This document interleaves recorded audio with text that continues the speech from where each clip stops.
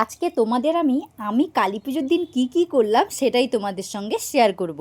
তো আজকে হচ্ছে কালী পুজো, সেটা তো তোমাদের সঙ্গে আমি এক্ষুনিই বললাম। তো আজকে সকাল থেকে উঠে আমার বড় ছেলের মুখ ভার। এবার তোমরা বলবে যে কেন? কারণটা হচ্ছে ও নাকি বাজি কিনতে চাইছে। এবার তোমাদের একটা কথা বলি, কালী পুজো 4 দিন আগে আমি ওকে 1 প্যাকেট, মানে যেটা বড় প্যাকেট হয় না, ওই 1 প্যাকেট রংবাতি ওকে কিনে দিয়েছি। সাথে ওই যে কি রসুন বম বলে বাবা জানি না, ওইগুলো কিনে দিয়েছি। আজকে 4 দিন ধরে ফাটিয়েছে, তাও এখন বলছে আরও কি বিড়ি বোম লাগবে, জল বোম লাগবে, তুবড়ি লাগবে, কি আর বলবো। যাই হোক, কিছুক্ষণ পরে দেখছি প্যান্ট জামা পরে বেরিয়ে পড়ছে। দিয়ে আমি বলছি কোথায় যাবি তুই প্যান্ট জামা পরে বেরিয়ে পড়ছিস? না, আমাকে মাসি বলেছে এক্ষুনি বেরোতে, সে নাকি প্রদীপ কিনতে যাবে আর আমাকে বোম কিনে দিবে। আমি বলছি আচ্ছা, তোমাকে তাহলে তোমার মাসি আর মামা এরা নাচাচ্ছে, এই তো।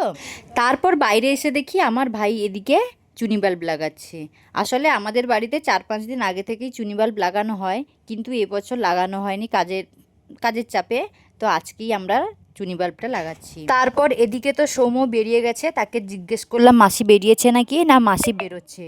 ততক্ষণ সে তার মামার সাথে খুনসুটি করছিল আর চুনি বাল্ব লাগাতে একটু হেল্প করছিল। তারপরে দেখলাম তার মাসি নাকি বেরিয়ে পড়েছে, তাকে সাইকেল নিয়ে যেতে বলছে। দিয়ে বাইকে উঠে পড়ছে, যে বাইকে কোথায় যাবি? না না, আমি সাইকেল নেবো। দিয়ে সাইকেল টাইকেল নিয়ে এখন চলে যাচ্ছে, জানি না কি বোম আনবে, কত টাকা নিয়ে যাচ্ছে। তো যাই হোক না কেন, সে তার সাইকেল নিয়ে বেরিয়ে পড়েছে, তার মাসির সঙ্গে যাবে। সাইকেল নিয়ে দুজন মিলেই চলে যাবে, ওই কাঁথির দিকেই যাবে।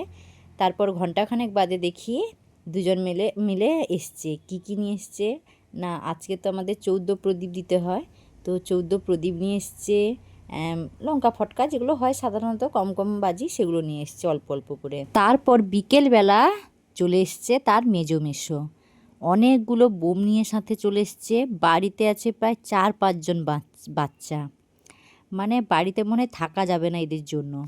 তারপর সন্ধেবেলা দেখি আমার বোন ঘরে গোটা আলপনা দিচ্ছিল। আলপনাগুলো দেখতে খুব সুন্দর লাগছিল আমার কাছে। তোমাদের কেমন লাগছে অবশ্যই জানিও। আমার তো আলপনা দিতে খুব ভালো লাগে, কিন্তু আমি সেরকম একটা আঁকাকুচি করতে পারি না। ওই পারে, ওই আঁকে, ভালো লাগে দেখতে। বাড়িতেও এঁকেছিল, খুব সুন্দর লাগছিল। তারপর আমি এখানে কয়েকটাই প্রদীপগুলো কিনে নিয়ে এসেছিলাম। ওগুলো জল দিয়ে জ্বালালে খুব ভালো লাগে দেখতে। আমি যদিও এটা প্রথম কিনলাম, তার আগে আমি মোবাইলে দেখেছি। তো এগুলো এক একটা করে 20 টাকা করে নিয়েছে, আর 12টা নিয়েছে 170 টাকা। তো আমি সেগুলোই জ্বালাচ্ছিলাম, খুব সুন্দর লাগছিল দেখতে। পুরো আলপনার লুকটাই পাল্টে দিয়েছিল। তারপর আমার গোপালকে একটা প্রদীপ দিলাম। তারপর এখানে দেখলাম বাচ্চাগুলো বোম ফাটাচ্ছিল, খুব ভালো লাগছিল দেখতে। আমি যদিও এখানে বসে বসে ভিডিও করছিলাম।